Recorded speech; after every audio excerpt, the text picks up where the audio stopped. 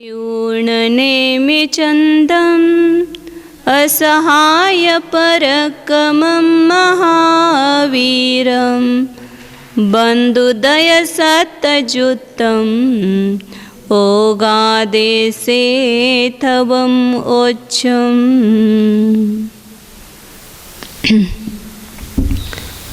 कल अपन ने एक योग स्थान के संपूर्ण गुणहानियों का जोड़ किया है। पहले गुणहानि से लेकर अंतिम गुणहानि तक कितना जोड़ होता है उसका प्रमाण निकाला था। उसमें दो प्रकार के धन किए।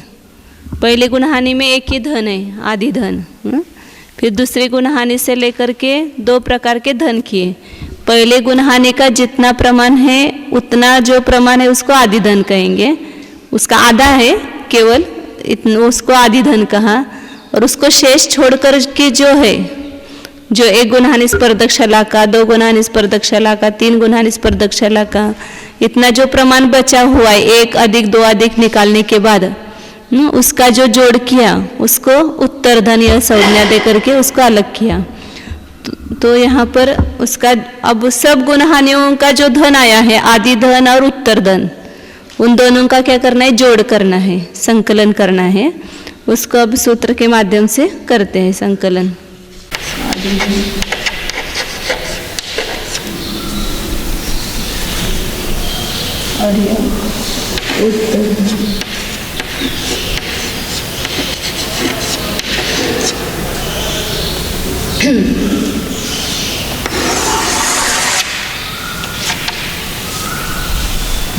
ये तो कल समझ में आया ना। ये पहले गुणहानि का धन आया था और उसका आधा आधा अगले अगले गुणहानि का आधा आदि धन आया।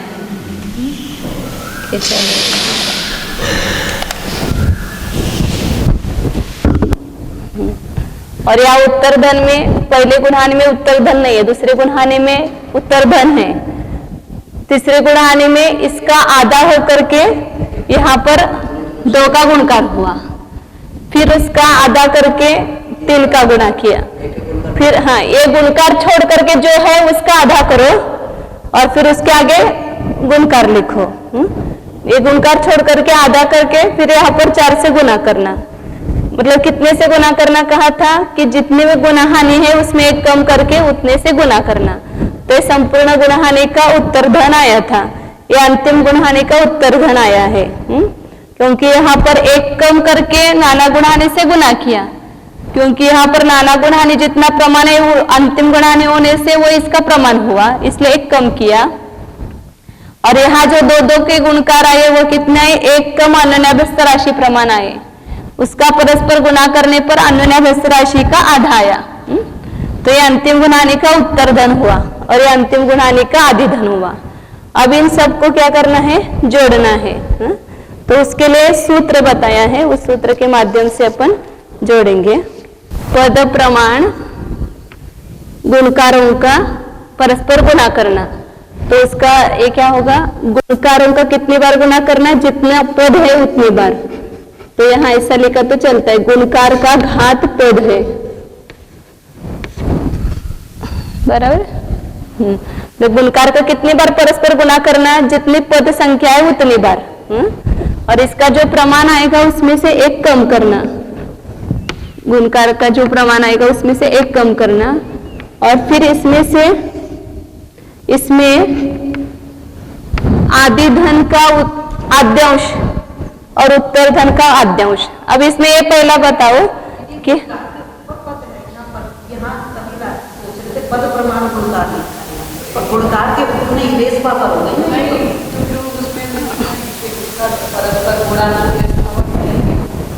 इसके ऊपर रेस पावर आएगी, गुणकार के ऊपर ही पद की रेस पावर आएगी ना। तो वैसा ही लिखा है ना, शब्द ऐसा वहां लिखा है कि पद प्रमाण गुणकारों का परस्पर गुणकार करके। तो वहां पर पद प्रमाण गुणकार का परस्पर गुणकार ऐसा लिखा है, -1 किया उसमें से। अब यहाँ पर अपने को फिर उसमें क्या करना, आदि धन का आद्यांश और उत्तर धन का जो आद्यांश है उसको दोनों को जोड़ करके इसमें जोड़ना है। आदि धन का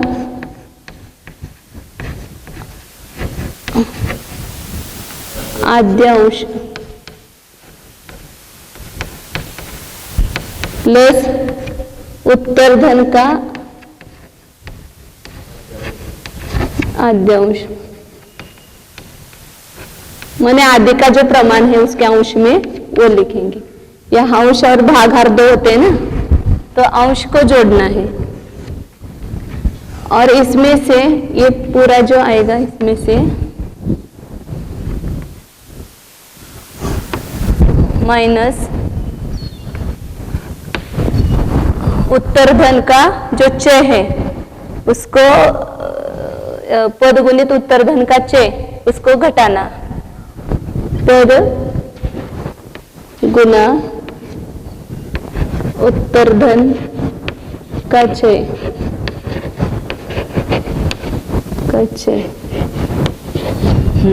इसको घटाना। कहाँ पर? ये यहाँ गुना करना है के लिए बोला क्या? हाँ, गुना करना है बराबर। ये दोनों को जोड़ना है बराबर, इन दोनों को जोड़ करके इसका गुना करना है बराबर। ये सब भाज्य राशि में रखना है। और उसके नीचे भागाहार राशि, यहाँ पर भी एक कम पद प्रमाण गुणकारों को परस्पर गुना करना, पद में से एक कम करना और उतने प्रमाण गुणकारों का परस्पर गुना करना। तो यहाँ पर क्या होगा? गुणकार और उसका घात कितना आएगा? पद माइनस 1 आएगा।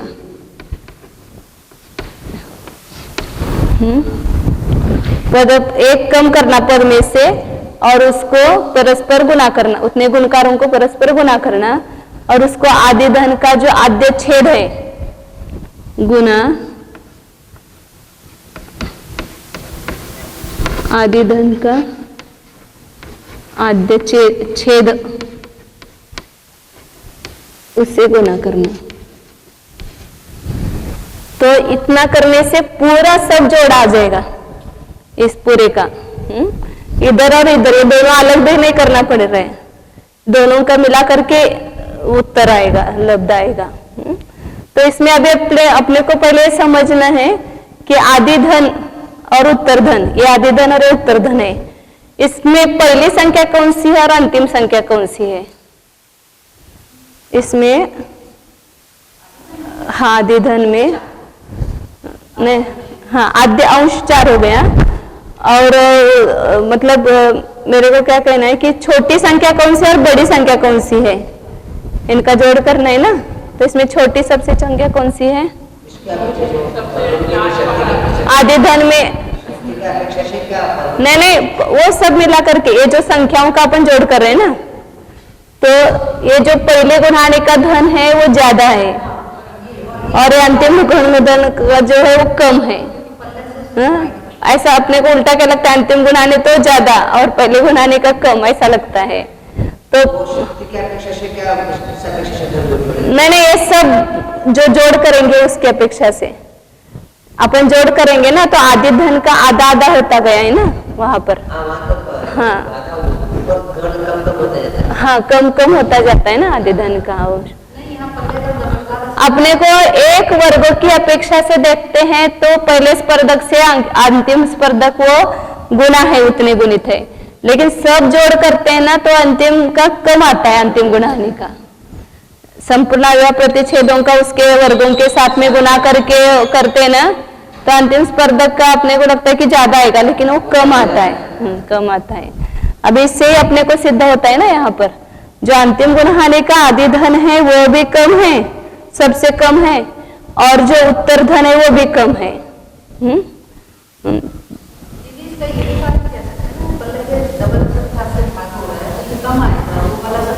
हाँ वो तो ये है, लेकिन हाँ मतलब अंतिम गुणाने का कम है, पहले गुणाने का सबसे ज्यादा है। तो ये और यहाँ पर भी एक सबसे ज्यादा है पहले गुण दूसरे गुणाने का, और ये सबसे कम है। हाँ इसका भागाहार बड़ा है और यहाँ नीचे भागाहार बढ़ गए ना, यह केवल 6 और 2 भागाहार है, और यह 6 और पल्ले के असंख्यात भाग भागिले 2 है। हाँ ये अंतिम है, ये ऊपर है, उसमें वो ऊपर लिखा है, लेकिन यहाँ बोर्ड पर लिखने के लिए मैंने नीचे से लिखा था। हाँ, ये ऊपर का है लेकिन ये छोटी संख्या है और ये ऊपर की बड़ी संख्या है। हाँ, बड़ा है। तो यहाँ पर सब संख्याओं में देखो तो ये जो 4 है, यहाँ पर आधे धन का आद्यांश क्या कहेंगे, ये 4 संख्या उसको कहेंगे आधे धन का आद्यांश। और ये यहाँ पर 9 जो है ये आद्यांश, उत्तर धन का आद्यांश। ये क्या है, 9 है, पहला अंश ऐसा होता है। हाँ, पहली संख्या। जैसे अभी इधर से देखते तो ये आद्यांश है ना, ये 9 और ये 4, ये 13, हाँ, आद्यांश कहेंगे। और इसमें पद का प्रमाण तो कितना है कि अपने कितने गुणहानि का जोड़ करना है, पल्य भागिले असंख्यात। तो यहाँ पर पद का प्रमाण पल्य भागिले 2 बार असंख्यात। और सब लिखेंगे तो यहाँ बैठेगा नहीं। आद्यांश जो है उत्तर धन और आधे धन का, उधर ही लिख देते हो डायरेक्ट में। और उत्तर धन का चय क्या है, अंश तो बताया कि यहाँ 4 है और यहाँ 9 है। और चय जो है उत्तर धन का वो कितना है, आद्यांश मतलब इधर से लेना, इसको आदि करना का कहना यहाँ पर। तो ये 4 और ये 9 ये आद्यांश हो गया। और पद गुणित उत्तर धन का चय करना है। तो उत्तर धन का चय कितना है, तो यहाँ पर संख्या कितनी बढ़ती गई है, या 9 1 बार है या 9 2 बार है। मतलब 9 गुणित 2 है तो 9 बढ़ गए ना इसमें। फिर 9 गुणित 3 है तो और 9 बढ़ गए। 9 गुणित 4 है तो और एक 9 बढ़ गए। तो इसका चय क्या कहेंगे, उत्तर धन का 9, मतलब 1 9 ही कहेंगे यहाँ पर। आद्यांश 4 अधिक 9 है, मतलब आधे धन का 4 और उत्तर धन का 9 है। और चय का प्रमाण है वह 9 है। और गुणकार जो है वो कितना है, इससे ये आधी संख्या है। मतलब इधर से देखो तो दुगुना दुगुना दुगुना होगा। इसलिए यहाँ पर उसका प्रमाण, गुणकार का प्रमाण 2 है, मतलब 2 से गुणित संख्या है, कर 2 है। अब यहाँ पर इसमें अपन संख्या रखते हैं तो लब्ध आएगा बराबर। अब यहाँ पर गुणकार को कितनी बार रखना है, पद प्रमाण बार रखना है। तो गुणकार कितना है, 2 है। 2 को अपन पद मतलब ये पल्य का असंख्यात्वा भाग, मतलब ये नाना गुणहानि का प्रमाण है। नहीं, ये गुणकार मतलब संख्या कितनी गुणित है, दुगुनी है ना। इससे ये ऊपर की दुगुनी, उससे वो 2 ऊपर की दुगुनी, उससे ऊपर की दुगुनी, इस प्रकार दुगुनी दुगुनी संख्या तो गुणकार 2 हो गया। यहाँ पर भी ये संख्या दुगुनी दुगुनी है, ये चय छोड़ो तो सब दुगुनी दुगुनी है ना, इसलिए 2 गुणकार हुआ। तो जितना गुणकार का प्रमाण है उतनी बार उसको पद प्रमाण बार रखना है, मतलब पद का, हाँ, दोनों का मिला करके करेंगे। दोनों में गुणकार 2 का ही है ना। ये चय तो 9 माना, बाकी जो संख्या है वो आधी आधी होती आई है ना, इसलिए गुणकार 2 का ही है इन संख्याओं में। ये संख्या जो है वो यहाँ इस संख्या से ऊपर की संख्या दुगुनी है ना, इधर से कहे तो आधी आधी है, इस संख्या से ये संख्या आधी है, इससे ये आधी है। यह चय छोड़ो, आप ये चय को अलग रखो। हाँ, फिर आधी आधी 2 का ही गुणकार है ना उसमें। हाँ, तो इसके हाँ पूरा जो इसकी जो संख्या है वो आधी आधी होती है, और इधर भी आधी आधी है आदि धन में भी, इसलिए गुणकार नहीं, गुणकार मतलब वो संख्या कितनी गुणित रूप से उसको गुणकार कहते हैं। तो 2 को अपन कितनी बार रखेंगे, नाना गुणहानि प्रमाण बार रखेंगे। तो क्या आता है, नाना गुणहानि प्रमाण 2 2 2 रखते हैं तो क्या आता है, अन्यनाभ्यस्त राशि आती है। तो यहाँ पर जो उत्तर आएगा इसका तो क्या आएगा, अन्यनाभ्यस्त राशि आएगा। 2 को अपन पल्ले के असंख्यात भाग बार रखेंगे तो इसका लब्ध क्या आएगा, पल्य भागिले असंख्यात अनुनाभ्यस्त राशि आएगी। तो लब्ध यहाँ लिख देंगे ना अपन, पल्य, इसमें अब सब जगह संख्या रख रहे हैं, इसका जो उत्तर आया वो पल्य का असंख्यात्व भाग आया, अनुनाभ्यस्त राशि आई। इसमें से क्या करना है, एक माइनस करना है। तो जो भी लब्ध आया उसको गुना करना है, किससे, आदि धन का आद्यांश और उत्तर धन का आद्यांश, मतलब 4 + 9 इसको जोड़ना है, और इस सब में से ये घटाना है। पद क्या है, 2, और उत्तर धन का चय क्या है, नहीं पद 2 नहीं, पद है पल्य भागिले 2 बार असंख्यात, गुणित उत्तर धन का चय जो है वो 9 है, 9 है। दीदी यहाँ पर भी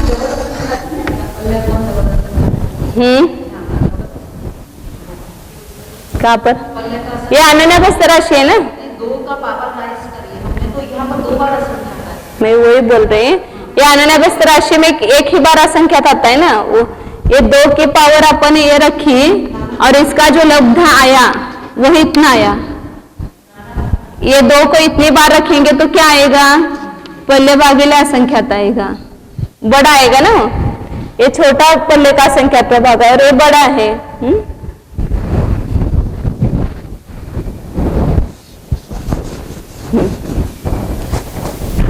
अब यहाँ गुणकार और वो कितनी बार रखना है, पद -1 बार, तो 2 को कितनी बार रखना है, पल्य का असंख्यात्व भाग -1 बार रखना है। तो 2 को इतनी बार रखेंगे और परस्पर गुना करेंगे तो क्या आएगा, -1 नहीं, -2 नहीं करेंगे, 1 मिनट, एक कम गुणहानि प्रमाण बार अपन 2 रखेंगे तो क्या आता है, अनुनाभ्यस्त राशि का आधा आता है। 6 गुणहानि 5 बार 2 रखेंगे तो अनुनाभ्यस्त राशि का आधा आता है ना, इसलिए पल्य का असंख्यात्व भाग बटे 2 आएगा। तो ये प्रमाण यहां रखना है।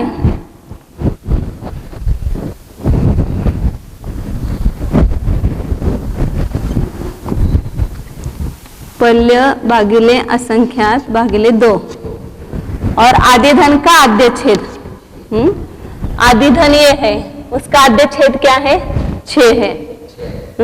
ये छेद है, ये अंश है, तो 6 को गुना करना,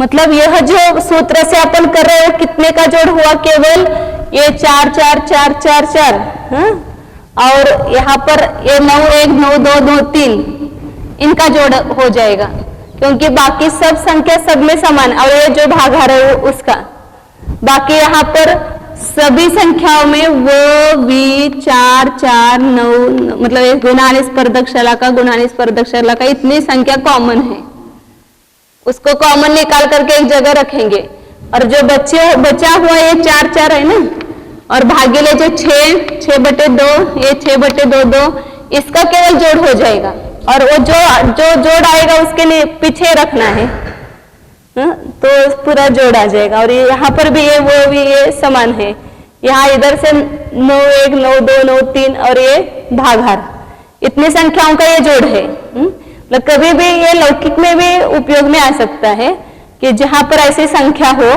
कि इसका सब जगह अंश तो समान हो और भागाहार जो है वो आधा आधा होता गया हो, और इधर भी जो समान हो लेकिन भागाहार आधा आधा होता गया हो, उन सबका जोड़ एक साथ करना है तो इस सूत्र से आ सकता है। दीदी हम वैसे आगे सूत्र करना हमने कारण समझिए, पूरे सूत्र ऐसा बनाया, इसका कोई लॉजिक और कारण है? वो लॉजिक और वही बताए ना कि यहाँ पर जो है गुणकार प्रमाण सब है ये संख्या, और यहाँ पर जो है वो एक कम है इधर, इसलिए भागाहार में वो एक कम करके वो गुणकार किया और भाग दिया, और इधर वो गुणकार प्रमाण पद है, पद प्रमाण गुणकार है वो किया, और उसमें आदि धन इसका और इसका जोड़ करना है, इसलिए इसका और इसको मिलाया तो सब में उतना है ना, इसलिए गुना किया उसको। हाँ नहीं, आद्यांश और वो तो समझ में आ गया। फिर क्या है उसमें से माइनस क्या करना है कि इतना ये होता गया है ना, यहाँ पर चय होता गया है ना, तो उतने पद प्रमाण उत्तर धन का चय घटाएंगे इसमें से। तो आद्य धन का आद्य छेद लिया यहाँ पर। बोलना है फॉर्मूला निकाल के उसको जरा सा काटा पद निकाला क्योंकि ये सबका एक साथ जोड़ किया ना, और इसमें जो उत्तर धन है, उत्तर धन में जो पहला है वो नहीं है ना। नहीं पद एक तो उत्तर धन का है, जैसे उत्तर धन का जो पहला है वो तो चाहिए नहीं है, इसलिए वो कुछ माइनस किया है। ऐसे सोच रहे यहाँ पर जैसे अब इधर से देखेंगे तो वो घटता गया है ना, वो उत्तर धन का चय जो बताया, या शंका अपन इधर से अपन बढ़ते हुए अपने को ऊपर से दिखा रहे थे, कि इधर से आप देखोगे तो 9 कम होते गए ना, इसलिए वो उतने सब में से घटा दिया होगा, ये ऐसा लगता है, अभी पूरा नहीं समझ में है। तो इनका जोड़ करना है, तो इसमें क्या करेंगे, अब यहाँ ये 4 और 9 13 हो गए। तो पल्य भागिले असंख्यात एक कम, इसको गुणा का चिन्ह ऐसा देते 13 लिखा, माइनस पल्य भागिले असंख्यात गुणित 9, और भागाकार में पद बताइए जो किया है ना, हाँ इसका जो आदि धन में तो भागाकार नहीं है, उत्तर धन में भी वो गुणकार नहीं है ना, ऐसा कुछ है क्या उसमें? उसका और सोचना पड़ेगा थोड़ा। अब ये संख्या है, अब इसके ये क्या है, यहाँ पर ये ऋण संख्या और ये धन संख्या है। इसमें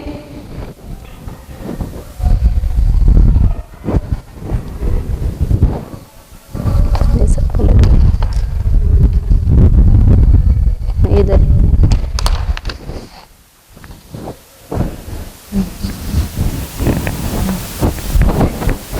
तो इसमें हाँ समझ करना पड़ेगा क्या वो उसका? नहीं, एक मिनट, यहाँ पर अब ये इसकी संख्या के पीछे और इसकी संख्या के पीछे क्या है, ये वो भी 4 अभी मनाए ना, कॉमन सब जगह है।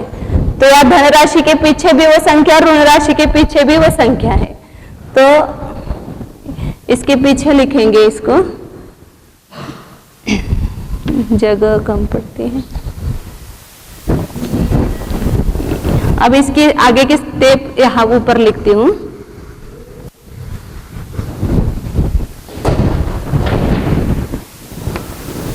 वो वी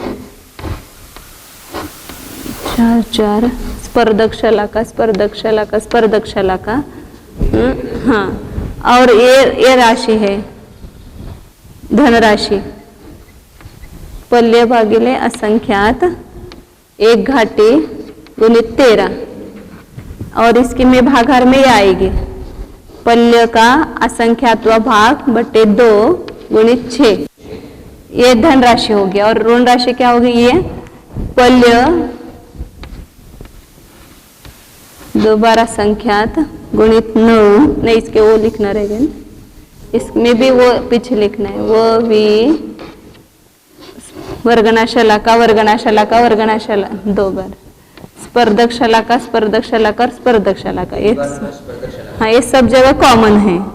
और इसके आगे पल्य भागिले असंख्यात गुणित 9, और 4 बार है तो 2 है ना, 3 बार ही है, वो 9 है। हाँ, ये 9 है ना, स्पर्धक शलाका नहीं है, 9 संख्या है। हाँ, तो ये राशि ऐसी होगी क्योंकि सब में वो कॉमन संख्या थी, वो धन राशि में और ऋण राशि में लिखी। अब इसमें जो एक घाटी का प्रमाण है, इसको अलग रखेंगे। ये पल्ले क्या संख्या तो भाग के ऊपर एक घाटी का प्रमाण है ना, तो उसका एक का प्रमाण लिखेंगे तो पूरा ये आएगा 13 आएगा, और ये नीचे भागाकार आएगा, तो एक का प्रमाण यहाँ लिखती हूँ। वो भी वर्गना शलाका स्पर्धक शलाका और 13 बटे पल्य का असंख्यात्वा भाग गुणित 6 बटे 2। ये क्या लिखा, ये एक का जो प्रमाण है उसको लिखा। अब ये भी क्या है, ऋण राशि है और ये भी ऋण राशि है, मतलब इस संख्या में से ये भी कम करना है और यह भी कम करना है। तो इन दोनों ऋणों को मिलाएंगे और फिर बाद में इसमें से कम करेंगे। तो इसमें ये ऊपर का ऋण मिलाएंगे, व वी वर्गणाशलाका वर्गणाशलाका स्पर्धक शलाका स्पर्धक शलाका पल्यक भागिले 2 12 संख्यात गुणित 9। दोनों को जोड़ना है और इसके नीचे पल्य भागिले असंख्यात और 2। अब इसमें जो समान संख्या है वो निकाल करके, कॉमन निकाल करके, इस संख्या समान है इसको कॉमन निकालो और जो गुणकार बचेगा उसमें उस गुणकार को जोड़ना है। छेद समान है दोनों में। हाँ, छेद समान ही है। तो यहाँ पर क्या होगा, इधर लिखती हूँ, व वी वर्गणाशलाका वर्गणाशलाका स्पर्धक शलाका स्पर्धक शलाका स्पर्धक शलाका। और इसमें बचा हुआ गुणकार क्या है, पल्य भागिले असंख्यात गुणित 9 और इसमें ये गुणकार जोड़ना प्लस 13 करना। और यहाँ भागाहार में पल्य भागिले असंख्यात 2 और 6, ये दोनों को जोड़ने पर ये राशि आई। अब यह जो राशि है वह भागाहार इसका बड़ा है और ये भाज्य राशि छोटी है। इसलिए क्या होगा, इसमें ये 1 का असंख्यात्वा भाग इसका उत्तर आता है। कितना आता है, ये जो है ना पल्य का असंख्यात्वा भाग बड़ा है, इसका आधा किया तो भी ये बड़ा है, इससे ये बड़ा है, इसलिए इसका जो प्रमाण निकालेंगे तो वो 1 का असंख्यात्वा भाग उसका उत्तर आता है। इसलिए यहाँ ये ऋण जो है वो 1 का असंख्यात्वा भाग है, ऐसा समझो। ये जो ऋण है वह 1 का भी असंख्यात्वा भाग है, एक प्रमाण का। तो इसलिए ये सब ये हो गया। अब धन राशि कौन सी है, ये धन राशि है।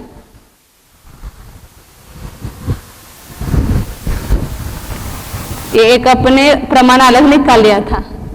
बची हुई धन राशि ये है।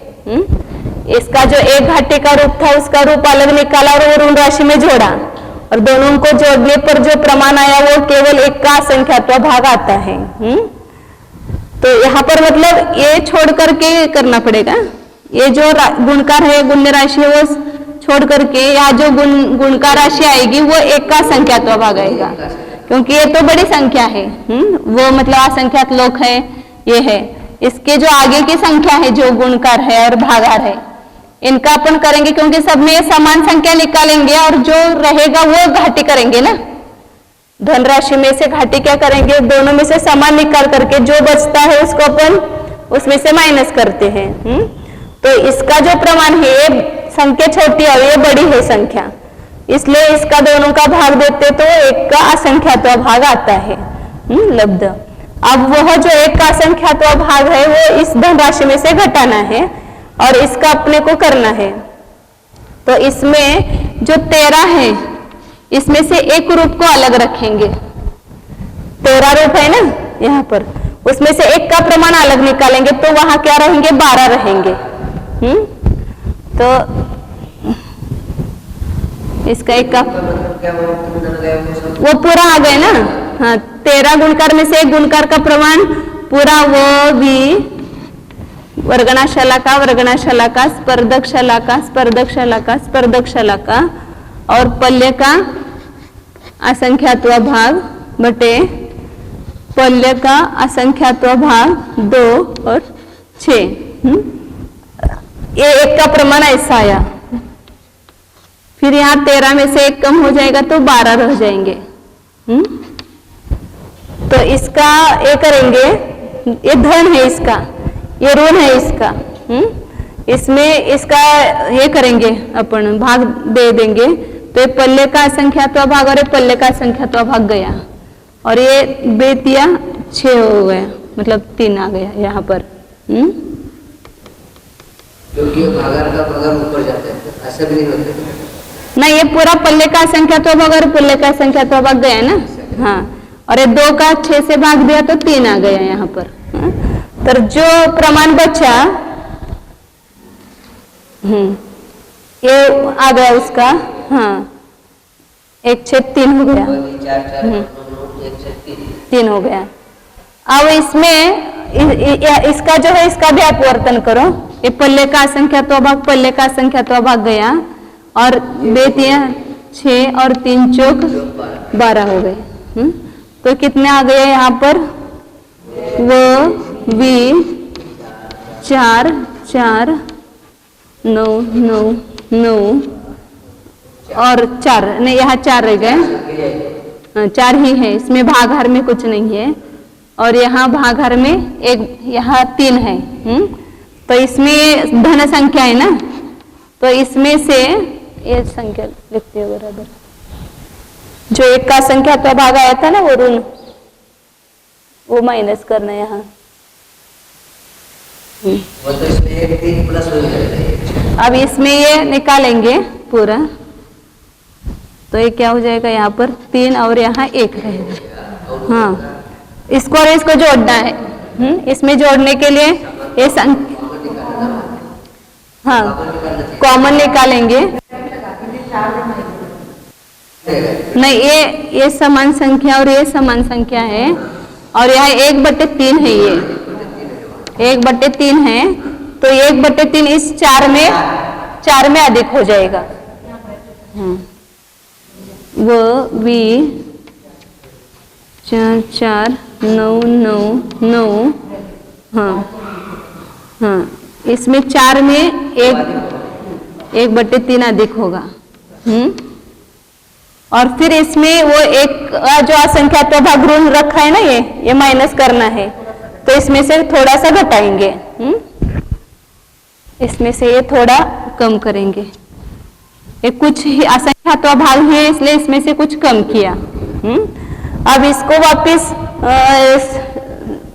संतुष्टि के लिए क्या करेंगे कि बाद में संतुष्टि के हैं।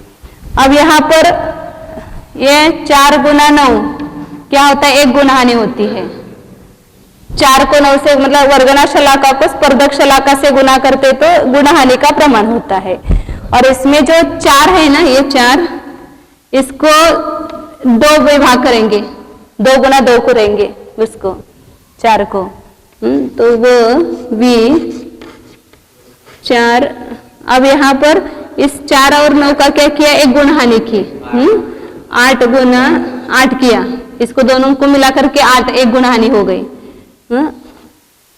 दीदी नहीं दिख रहा है तो इधर बैठो। हाँ, ये गुणहानि, ये एक तो ये गया स्पर्धक शलाका और ये 2 रह गए स्पर्धक शलाका। और यह 4 का 2 गुना 2 करेंगे। और उसमें प्लस वो 1/3 है और कुछ कम है। ये एक कम, कुछ कम यहाँ कर दिया अपन ने।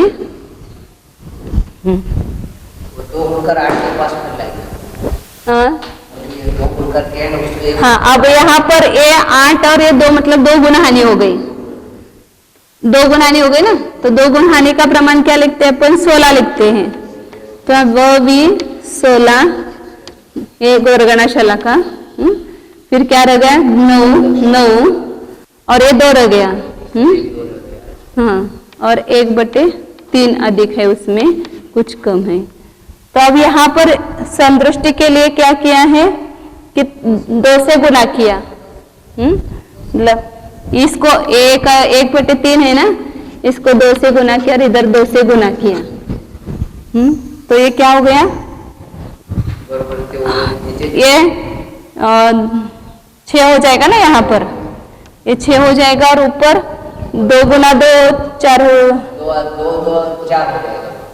नहीं, 4 नहीं हुआ है, वो 2 ही रह, इसके साथ किया ना, तो 1 गुना 2 2 ही रह जाएगा ना। वो अधिक के इसमें किया है, अधिक जो 1/3 है ना, उसमें 2 गुना किया है, इसलिए 2/6 हो जाएंगे। 1/3 कहो या 2/6 कहो, दोनों का अर्थ एक ही होता है। हाँ, तो इसके स्टेप यहाँ लिखती हूँ ऊपर।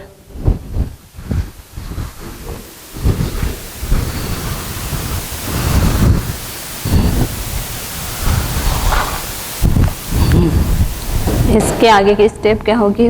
वर्ग ना, व माने जगने वर्ग, विशेष माने चय, 16 मतलब 2 गुण हानि, और एक वर्गना शलाका, स्पर्धक शलाका 2 गुना है, और इसमें प्लस क्या है? 2/6 और कुछ कम, उसमें ये कुछ कम है ना यहाँ पर। हाँ, तो यहाँ पर ये जो है, अब यहाँ पर अपन देखते हैं तो वो भी 16 4 इतना प्रमाण किसका है? जगन्य एक पर पूरा जोड़ आ गया। किसका? पूरे एक योग स्थान में जितने अविभाव प्रतिच्छेद है आत्मा के प्रदेशों में, उसका पूरे का जोड़ हो गया। तो ये कितना आया जोड़? इसका जोड़ को अपन नापेंगे तो कितना आ गया? तो यहाँ पर ये एक जगन्य स्पर्धक की इतना जोड़ आया था, ऋण सहित धन किया था ना सामान्य रूप से जगन्य स्पर्धक का। तो ये जगन्य स्पर्धक और यहाँ पर ये स्पर्धक शलाका है, और ये 2 में इतना अधिक है तो इसको कुछ अधिक कहेंगे। कुछ कम 2/6 से अधिक या 1/3 से अधिक, इतना कहेंगे कुछ कम। हाँ, तो ये कुछ अधिक हो गया। यहाँ पर कुछ अधिक का प्रमाण क्या है? 1/3 से कुछ कम 1/3, इतना अधिक का प्रमाण है उसमें 2 में। तो यहाँ पर ये त्रय राशि करेंगे, प्रमाण राशि, वो वी 16 4 का एक स्पर्धक होता है, जगन्य स्पर्धक एक होता है। तो इसमें कितने जगन्य स्पर्धक होंगे? वो वी 16 4 9 मतलब स्पर्धक शलाका गुना 2 कुछ अधिक 2, इतना। ये हो गई इच्छा राशि। पूरे योग स्थान के इतने स्पर्धक आए ना, पूरा योग स्थान का जोड़ इतना आया। मतलब ये क्या है? वो मतलब असंख्यात लोक है। असंख्यात लोक को विशेष मतलब जो पहले गुण हानि का चय है उन्हें 2 है, मतलब पहले गुण हानि की पहली वर्गना है, उसको वर्गना शलाका से गुना किया है, और उसको स्पर्धक शलाका गुण स्पर्धक शलाका, और कुछ अधिक 2 है, 2 गुना है।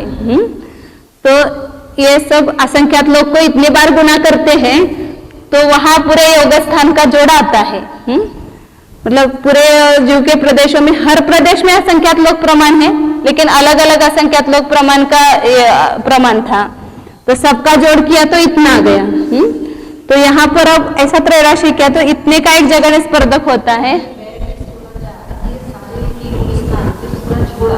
हाँ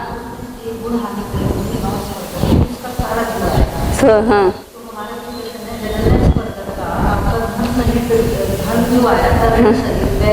हाँ, इसको सामान्य से जगन स्पर्धक ही कहेंगे। हाँ, कुछ कम है लेकिन वो जगन स्पर्धक इतना।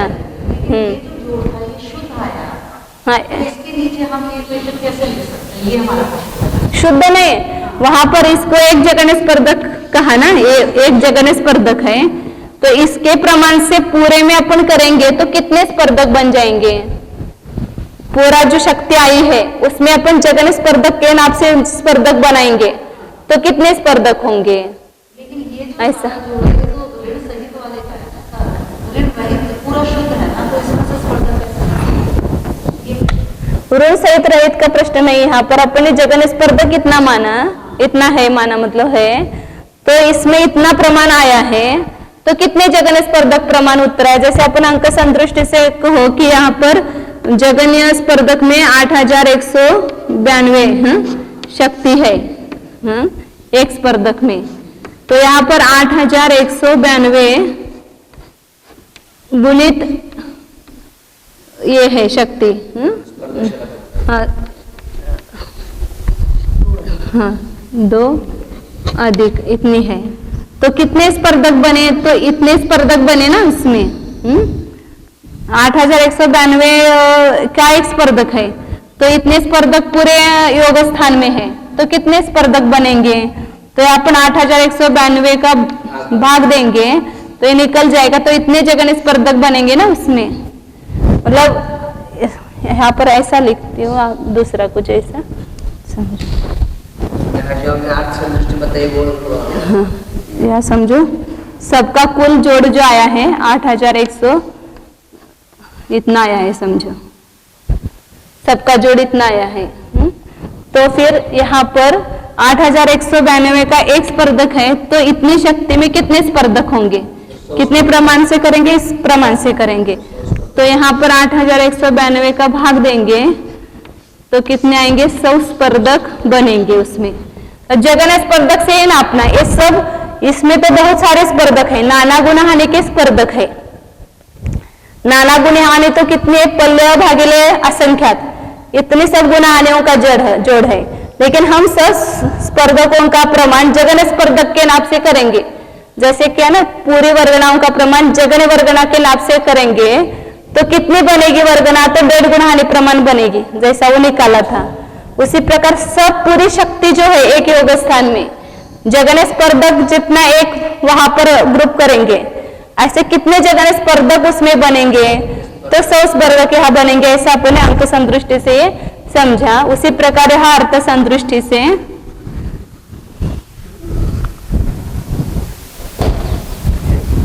इसको क्या करेंगे, भाग देंगे, इच्छा राशि को प्रमाण राशि का भाग देंगे, वो V16 4 इसका भाग दिया तो ये निकल गया। तो इतने स्पर्धक जगन स्पर्धक, हाँ मतलब क्या कहेंगे, जगन योग स्थान में 2 गुना कुछ अधिक 2 गुनी स्पर्धक शलाका वर्ग मात्र इतने जगन स्पर्धक है। जगन योग स्थान में कितनी शक्ति है, कुछ अधिक 2 गुनी स्पर्धक शलाका का वर्ग मात्र जगन स्पर्धक, इतने जगन मतलब इतने जगन स्पर्धक इतनी शक्ति है। हाँ ये 9 गुणित 9 स्पर्धक शलाका वर्ग है ना, हाँ शलाका का वर्ग मात्र इतने जगन स्पर्धक एक योग स्थान में होते हैं। अब इसमें हाँ क्या बोला आपने नोट्स में एक बार ये सॉल्व करवा दीजिए, हमने निकाला पेज नंबर 95 पे एक योग स्थान के स्पर्धक पल्ले के डबल संख्या डायरेक्शन के डबल संख्या किसमें आप, इसका मतलब ये वैल्यू और ये वैल्यू बराबर आना चाहिए। कौन से, वो आपने नोट्स में लिखा है ना, एक योग स्थान के सर्व स्पर्धक, ये टेबल बनाने नोट्स में वो अलग अलग भाषा में होगा, वहां पर अलग भाषा होगी, यहाँ पर अलग भाषा, या जगन स्पर्धक के नाप से नापा है। हाँ। तो ये 9 की वैल्यू हम गुणानी आयाम की वैल्यू मैंने पूछ करी, तो ये वैल्यू इसके बराबर नहीं आई, इसलिए मैंने पूछा। यहाँ जो प्रमाण है ये लिखा है एक योग स्थान के सर्व स्पर्धक, वो स्पर्धकों की संख्या है दीदी, वो सर्व स्पर्धक, हाँ सर्व स्पर्धकों की संख्या है। यहाँ पर पूरा अपने अविभाज्य प्रतिच्छेदों का जोड़ किया ना, वो कितने स्पर्धक होते हैं वो प्रमाण निकला। तो ये एक योग स्थान के सारे स्पर्धक ही तो निकले हमारे, नाना गुणानी पूरे स्पर्धक ने स्पर्धकों की शक्ति निकाली अपन ने, ये अविभाज्य प्रतिच्छेद निकाला, अविभाज्य प्रतिच्छेद निकाला।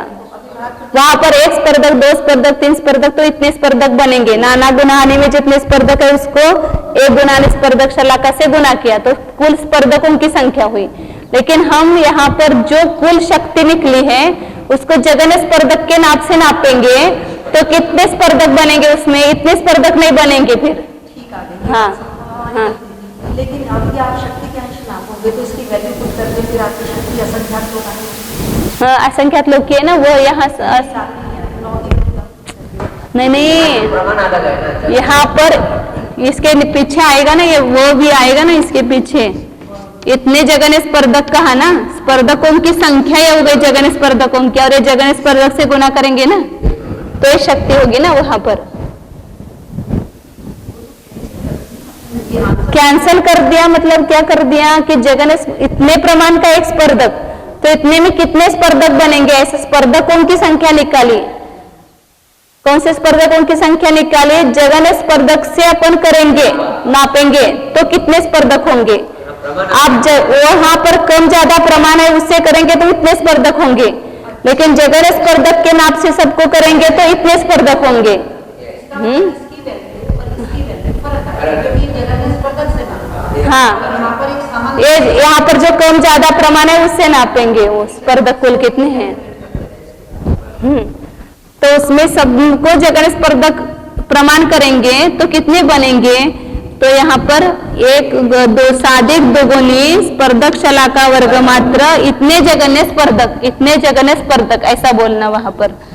तो यहाँ पर ये स्पर्धक शलाका का प्रमाण क्या है, जगत श्रेणी का असंख्यात्व भाग, और इसका भी प्रमाण क्या है, जगत श्रेणी का असंख्यात्व भाग। और ये साधिक दोगुनी है। तो ये जगत श्रेणी का असंख्यात्व भाग और जगत श्रेणी का असंख्यात्व भाग गुना करेंगे तो भी जगत श्रेणी का असंख्यात्व भाग ही आता है। जगत प्रतर नहीं करना, क्योंकि वहां पर वो छोटा है, जो मतलब बड़ी संख्या से ये असंख्यात बड़ा है भाग आ रहे, इसलिए जो लब्ध आएगा, जैसे अभी हमने वहां अंक संदृष्टि से उदाहरण दिया है कि 64 अपन ने जगत श्रेणी मानी और असंख्यात की संख्या 16 मानी, तो 64 का भागीले 16 है, 64 भागीले 16 है। तो इसका गुणकार करेंगे तो यहाँ पर क्या होगा, 16 ही आया, तो मतलब 64 का असंख्यात्व भाग ही आया ना। मतलब जगत श्रेणी का असंख्यात्व भाग गुणिले जगत श्रेणी का असंख्यात्व भाग करेंगे तो भी जगत श्रेणी का असंख्यात्व भाग ही निकलना है। क्यों, क्योंकि यहाँ पर सूत्र में बताया है कि जगन योग स्थान में जगत श्रेणी के असंख्यात्व भाग प्रमाण ही स्पर्धक होते हैं, ऐसा किया है। इसलिए जगत प्रतर के असंख्यात्व भाग प्रमाण स्पर्धक नहीं होते हैं। इसलिए ये 16 मतलब ये 64 का असंख्यात्व भाग आया ना, तो दोनों का गुना करेंगे तो भी जगत श्रेणी का असंख्यात्व भाग ही समझना, ऐसा। मतलब जगन योग स्थान में कितनी शक्ति है ऐसा कहेंगे, पूछेंगे तो जगन स्पर्धक की जो शक्ति है उसको साधिक दोगुनी स्पर्धक शलाका से गुना करो, उतनी शक्ति है जगन योग स्थान में। सबसे जो जगन स्पर्धक है उसके नाप से करेंगे, क्योंकि अब आगे के योग स्थान में हम जो शक्ति बढ़ाएंगे वो जगन स्पर्धक से ही बढ़ाएंगे। आगे के योग स्थान में कितनी शक्ति बढ़ी ऐसा करेंगे तो वहां पर जगन स्पर्धक का जो प्रमाण है इससे ही बढ़ाएंगे। इसलिए पहले योग स्थान की जो शक्ति है उसको भी जगन स्पर्धक के नाप से निकाला है। इतने जगन स्पर्धक पहले योग स्थान में है, फिर दूसरे योग स्थान में और सूचक के असंख्यात्व भाग बढ़ेंगे, तो इसमें ही बढ़ाते जाएंगे। प्लस माइनस जो करना है वो देखना, बाकी विधि तो ऐसी है।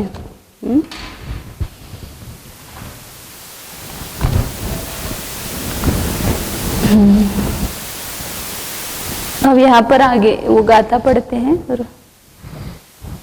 योग स्थान में कितनी शक्ति बढ़ती है वो बता रहे।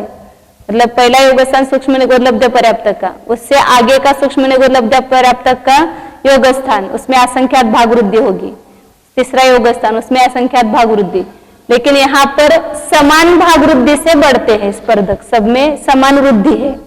तो उस वृद्धि का प्रमाण क्या है वो बता रहे हैं। 230 नंबर गाथा, 229 नंबर की गाथा एक बार देखना है तो देखो एक बार। 274 नंबर गाथा है, 274 नंबर पेज है, 229 नंबर गाथा है। में फड्डय संका ही गुणम जहर्ण वग्गम तो तत्थादि, स्पर्धक की संख्या से जगन्य वर्ग को गुना करना।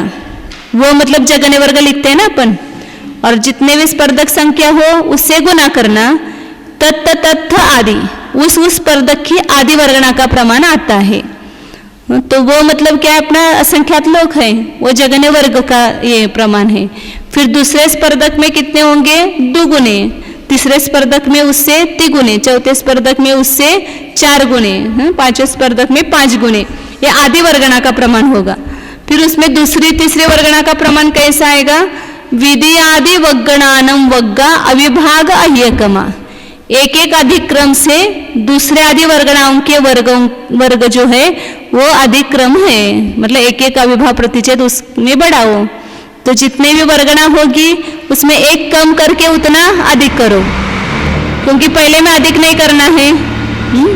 फिर पहले के बाद दूसरी वर्गणा आएगी तो उसमें एक अधिक। लाइट है कि परत का चालू केलं, कहाँ पर स्पर्धक शलाका का क्रमांक 3 बार लिखकर 4 के आगे 9 लिखकर तो चलता है क्या, क्योंकि 9 संख्या है, चौथी संख्या जो है 9 संख्या है। 13 के पहले लिखना है, यहाँ 13 दूसरे है ना लाइन उसमें। वो 4, अब आपने जो अभी बताया ना, वो 1 2 कम है वहाँ। हाँ, वो कहाँ पर कम है, वहां पर ऋणे प्रक्षिप्य वो भी 4 4 9 9 9 स्पर्धक शलाका और आगे 3 13 लिखा है ना, उसके पहले 9 चाहिए। उसके पहले हाँ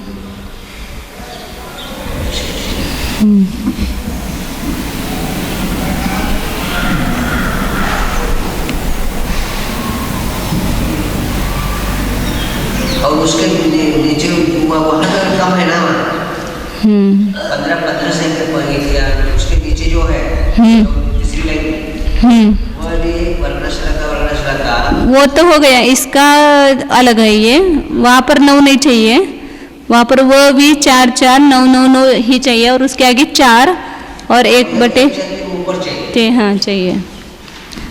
चलो ये लग रहा है वो जो आपने टेबल बनाई है वो तो योग स्थान के सारे योग स्थानों के सर्वे स्वर्धक है और ये जगन्य योग स्थान के स्वर्धक है।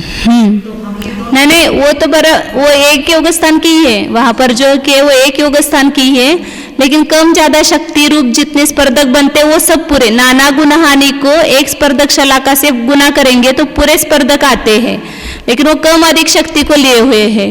यह सबको जगन स्पर्धक प्रमाण कर दिया तो इतने आते हैं। अब जैसे अपन वहाँ वर्गणा में भी करते कि नहीं करते, अब नाना गुणहानि में वर्गणा करेंगे तो 48 या 40 आती है, और उसका अपन पहली वर्गणा प्रमाण करेंगे तो केवल 12 होगी, 1.5 गुणहानि प्रमाण होगी।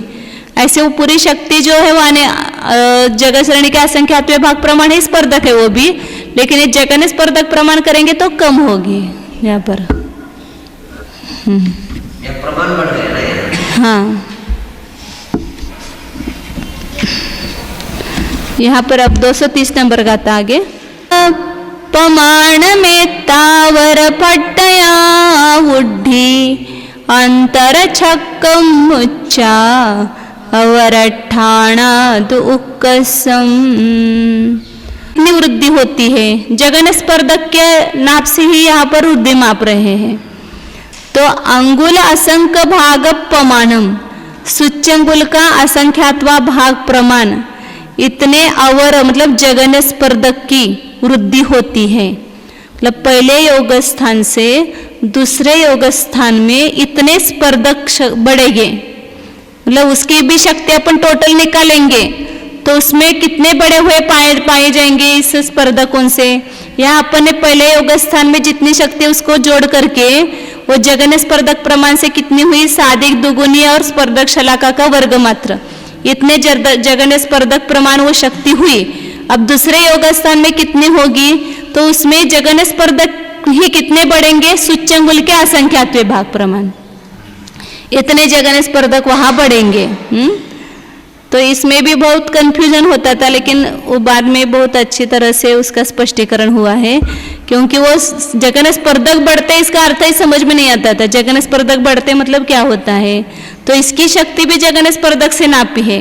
अब दूसरे योग स्थान की भी शक्ति जगन स्पर्धक से नापेंगे, तो जैसे यहाँ पर जगन स्पर्धक समझो 80 बने, तो दूसरा अगला योग स्थान है उसमें अपन 2 सूच्यंगुल का असंख्यात्व भाग माना, तो उसमें कितने जगन स्पर्धक होंगे, 82 होंगे। इस प्रकार जगन स्पर्धक कितने बढ़ते जाएंगे, सूच्यंगुल का असंख्यात्व भाग। ये जगन्य योग स्थान है, सबसे जगन्य योग स्थान।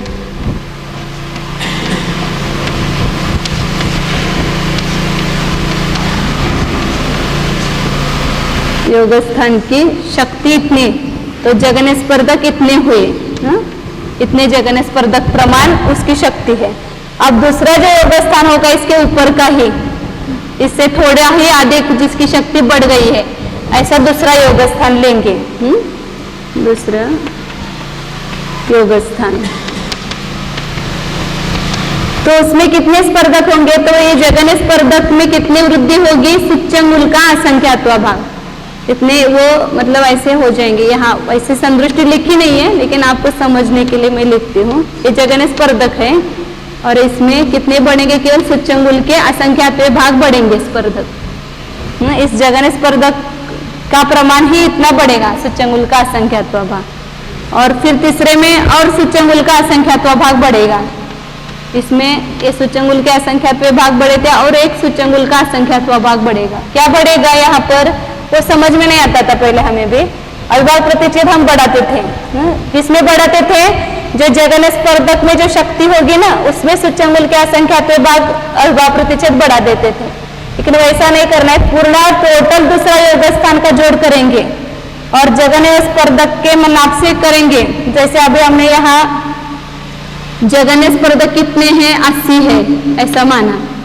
जघन स्पर्धक का जो भी प्रमाण है उसको क्या किया? 80 से गुना किया। और सूच्यंगुल का असंख्यात्व भाग 2 माना। तो यहाँ पर ऊपर के जो है स्पर्धक वो कितने होंगे? जघन स्पर्धक गुणित 280 प्लस 2, 280 नहीं खाली 80 प्लस 2 मतलब 82 स्पर्धक हो जाएंगे। जघन स्पर्धक कितने होंगे? इसमें कुल टोटल जो शक्ति होगी उसमें अपन जघन स्पर्धक से नापेंगे तो समझो 82 हो गए। फिर तीसरा जो योग स्थान आएगा उसमें कितने बढ़ गए? वापिस 2 बढ़ गए। तो यहाँ 82 थे, वापिस 2 बढ़ गए तो 84 हो गए। स्पर्धक बढ़ गए मतलब जगह, हाँ नहीं मतलब अविभाज्य प्रतिच्छेद बढ़ गए, हाँ मतलब अविभाज्य प्रतिच्छेद बढ़े लेकिन उसकी जो वृद्धि हुई वो कुल टोटल योग स्थान में इतने बढ़े। पूरा दूसरा योग स्थान लेंगे अपन पूरा तो उसमें कितने अविभाज्य प्रतिच्छेद बढ़े हुए पाए जाएंगे? संपूर्ण कुल टोटल आत्मा के प्रदेशों के अविभाज्य प्रतिच्छेद। तो सूच्यंगुल के असंख्यात्व भाग प्रमाण जघन स्पर्धक क्या कहेंगे कि अविभाज्य प्रतिच्छेद कितने बढ़ेंगे? वे भाग प्रमाण जघन स्पर्धक, ऐसा बोलना, क्या बोलना? सूच्यंगुल का असंख्यात्व भाग प्रमाण जघन स्पर्धक बढ़ेंगे। जैसे यहाँ जघन स्पर्धक पहले में कितने हैं? 80 है। तो दूसरे में जघन स्पर्धक कितने पाए जाएंगे? 82 पाए जाएंगे। तीसरे में जघन स्पर्धक कितने पाए जाएंगे? 84 पाए जाएंगे। इस प्रकार तो यहाँ पर जघन स्पर्धक बढ़ते हैं, इसका अर्थ कोई कोई क्या लगाते हैं मतलब इतने स्पर्धक बढ़ते हैं तो इसमें टोटल जो स्पर्धक होंगे इस पूरे योग स्थान में उसमें और स्पर्धकों की संख्या बढ़ाते हैं। तो वैसा नहीं बढ़ाना, स्पर्धक तो उतने ही रहेंगे लेकिन हर स्पर्धक में जो शक्ति है वहां पर जो पहले योग स्थान में जो जघन स्पर्धक में शक्ति वो बड़ी मतलब हो जाएगी। फिर उससे आगे एक एक अविभाज्य प्रतिच्छेद तो अधिक बढ़ते हुए हैं, फिर 2 गुना ऐसे वो बढ़ती जाएगी। मतलब हाँ जैसे अभी अपन जघन योग स्थान का जो जघन स्पर्धक है उसका अंक संदृष्टि से समझो पहले वर्गणा की शक्ति 8 मानी तो यह शक्ति दूसरे योग स्थान में बढ़ती हुई पाई जाएगी तो उसके अनुपात से वहां पर आगे बढ़ती जाएगी। लेकिन वो बहुत नहीं बढ़ती है वहां पर मतलब सब कुल टोटल मिला करके जो जघन योग स्थान के जघन स्पर्धक है उससे सूच्यंगुल के असंख्यात्व भाग प्रमाण इतने सब में मिला करके बढ़ेंगे। पूरे योग स्थान में मिला करके कितने बढ़ेंगे? तो जघन स्पर्धक की जो पूरी, जैसे अभी यहाँ पर अपने जघन स्पर्धक की शक्ति 8192 मानी ना तो ऐसे 2 करेंगे 2 गुना तो 16384 इतने कुल टोटल अविभाज्य प्रतिच्छेद बढ़ेंगे। ऐसा सब में मिला करके सब योग स्थान का जोड़ करेंगे तो इतने अधिक वहां पाए जाएंगे। तो वहां पर दूसरे योग स्थान में भी स्पर्धक पहले योग स्थान में जितने उतने होंगे, स्पर्धकों की संख्या नहीं बढ़ाएंगे वहां पर, क्योंकि स्पर्धकों की संख्या कहां से बढ़ाएंगे? जीव के प्रदेश उतने ही है, जीव के प्रदेश तो कम ज्यादा नहीं है। जो शक्ति बढ़ाएंगे, हाँ जघन स्पर्धक के नाप से वो थोड़ी थोड़ी शक्ति उसमें बढ़ाएंगे। हाँ तो वहाँ इसलिए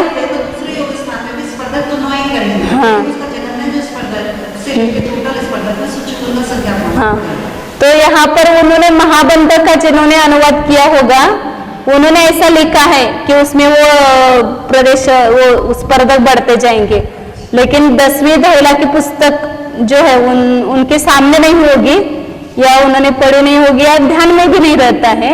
तो उसमें वो 10वीं पुस्तक में उन्होंने स्पष्ट लिखा है वहां पर कि हर एक स्पर्धक में बहुत डिटेल है। मैं आज सवेरे 2 घंटे लेकर के बैठी थी लेकिन इतना डिटेल है उसमें कि पूरा पढ़ना और उसका अर्थ निकालना, उसको अंक संदृष्टि में बिठाएंगे तो ही समझ में आएगा। उसके बिना इतनी हार्ड भाषा है उसकी, वो समझ में नहीं आती है जल्दी। तो उन्होंने वहां पर ये सब किया है कि कितना कितना बढ़ता है।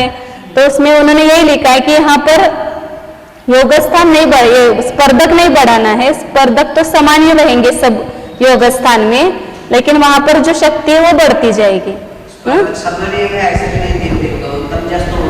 नहीं, स्पर्धकों की संख्या मतलब पहले योग स्थान में जितनी नाना गुणहानियां और अपन स्पर्धक करते हैं ना, उतने ही होंगे, क्योंकि यहाँ पर परमाणुओं की संख्या घटना बढ़ना नहीं है। जीव के प्रदेश लोक प्रमाण है, उतने में ही बंटवारा होना है। हाँ, तो यहाँ पर अपने को शक्ति बढ़ाना है, तो उस प्रदेशों में शक्ति योग की बढ़ जाएगी हर प्रदेश में। जिसके मतलब पहले वर्गना जो है, किसी का जगन योग स्थान है तो उसमें शक्ति कम है, और किसी का अगला योग स्थान है तो उसके जो जगन वर्गना में शक्ति ज्यादा है। और वो कितनी ज्यादा, वो सब बंटवारा वगैरह सब उन्होंने किया हुआ है, खंड करके एक एक देना, खंड इतना प्रक्षेप जोड़ना वगैरह सब किया हुआ है। लेकिन वो डिटेल तो अपन 10वीं पुस्तक पढ़ेंगे, वहां पर वहाँ डिटेल आएगा। तो क्या शुरू में ही आप सूचीबोध का संख्यात्मक शक्ति बढ़ा देंगे? नहीं, टोटल में नहीं, थोड़ा सा ही बढ़ेगा। हाँ, ऊपर टोटल होता है सूचीबोध का संख्यात्मक संपूर्ण स्पर्धकों में मिला करके सूचंगुल के असंख्यात्वे भाग प्रमाण जगन्य स्पर्धक, ऐसा बोलना। तो यहाँ इसलिए योग स्थान में एक योग स्थान से दूसरे योग स्थान में वृद्धि कितनी है, तो सूचंगुल के असंख्यात्वे भाग प्रमाण जगन्य स्पर्धक, इतनी वृद्धि कहेंगे अपन। जैसा वो निकालते हैं ना चैका या उसका प्रमाण, तो यहाँ पर पहले योग स्थान से दूसरा योग स्थान बड़ा है, तो कितना बड़ा है, तो सूचंगुल के असंख्यात्वे भाग प्रमाण जगन्य स्पर्धक कितना बड़ा है उसकी शक्ति उससे। इसलिए फिर वहां पर जो समय प्रबद्ध आएंगे ना, उतने ही गुने आएंगे, जितने उसमें शक्ति अविभाव प्रतिशत बढ़ गए ना, उतने समय प्रबद्ध वहां बढ़े। वो आगे आके देखेंगे अपन, बाद में बताया है। जो शक्तियांश जो है वो बढ़ेंगे वहां पर, क्योंकि वहां पर जीव के सब प्रदेश समान ही है। हर योग स्थान में जीव के प्रदेश कम ज्यादा नहीं है। इसलिए वो पहले स्पर्धक में जो जगन्य वर्गना है उसमें जितने जीव के प्रदेश है, उतने ही दूसरे योग स्थान में भी उतने जीव के प्रदेश रहेंगे, तीसरे योग स्थान में भी जीव के प्रदेश उतने ही रहेंगे, लेकिन उनमें जो शक्ति है वो बढ़ती जाएगी। ऐसे हर प्रदेश में वहां शक्ति बढ़ती जाएगी, और सब मिला करके जो शक्ति आएगी वह योग स्थान कहलाएगा, पूरा एक योग स्थान कहलाएगा। इस प्रकार पहले स्पर्धक से दूसरे में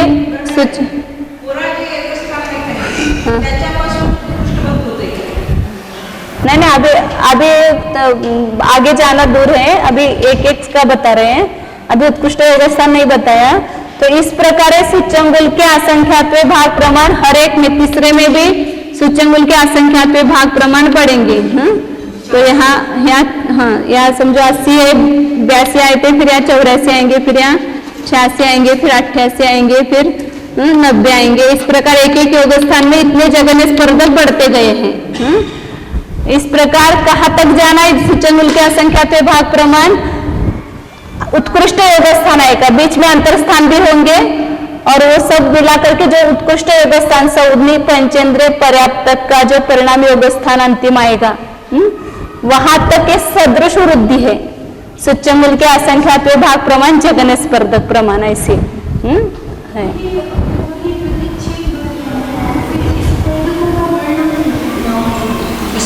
की शक्ति बढ़ गई, मतलब स्पर्धकों की संख्या नहीं बढ़ गई। हाँ, शक्ति का बढ़ना है। जगन्य से मध्यम और उत्कृष्ट योग स्थान होते हुए भी स्पर्धक नहीं रहेंगे, लेकिन हर बार सूचंगुल के असंख्यात्वे भाग मात्रा अविभाव प्रतिशत बढ़ते जाएंगे। उस कुल आत्मा के प्रदेशों में इतने अविभाव प्रतिशत बढ़ते जाएंगे संपूर्ण इसमें।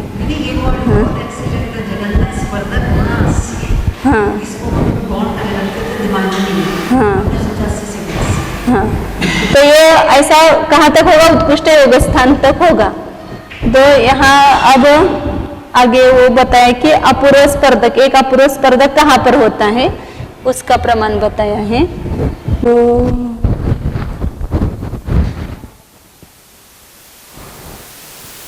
जानिए, यह मैं शुद्ध चैतन्य स्वरूप जीव ही हूँ।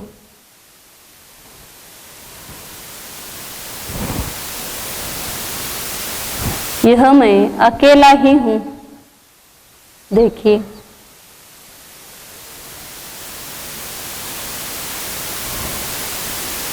यह मैं योग रहित हूँ।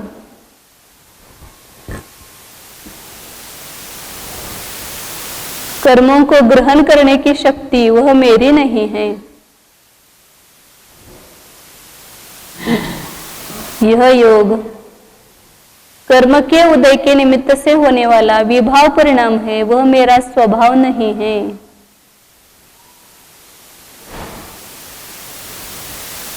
मैं सदैव निर्योग स्वरूप हूं। देखिए अपने को, जैसा सिद्ध वैसा मैं, सिद्ध निष्कंप स्वरूप, निष्क्रिय, स्थिर है, अचल है।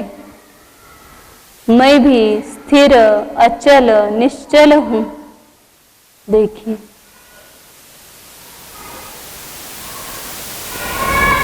सर्व प्रभावन से शून्य यह मैं विविक्त हूं। देखिए अपने को, योग अवस्था में भी योग से रहित अपने को निर्योग स्वरूप अनुभव कीजिए।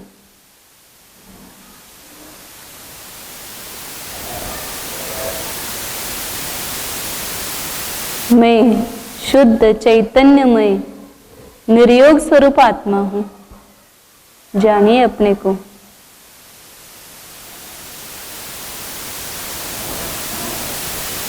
प्रदेशों का परिस्पंदन मेरा स्वभाव नहीं है।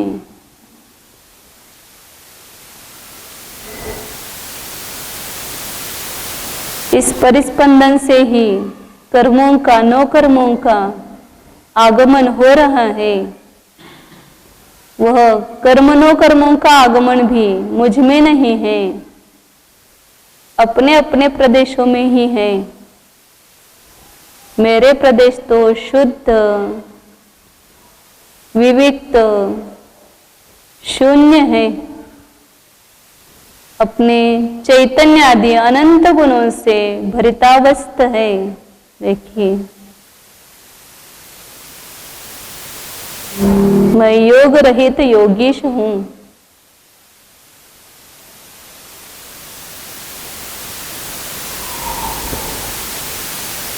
शुद्ध चैतन्य स्वरूप अनंत वीर्य स्वरूप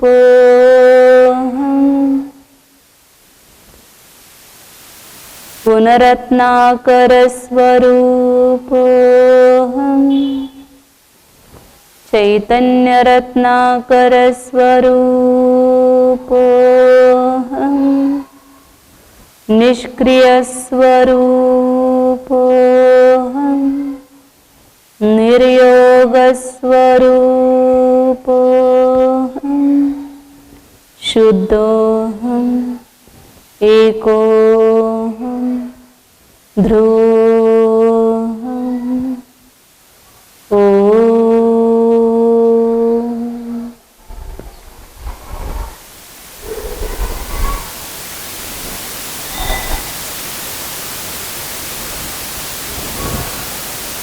विसर्जन। नमो रिहन्ताणं नमो सिद्धाणं नमो आयर्याणं नमो वैच्छायाणं नमो लोये सव्वसाहु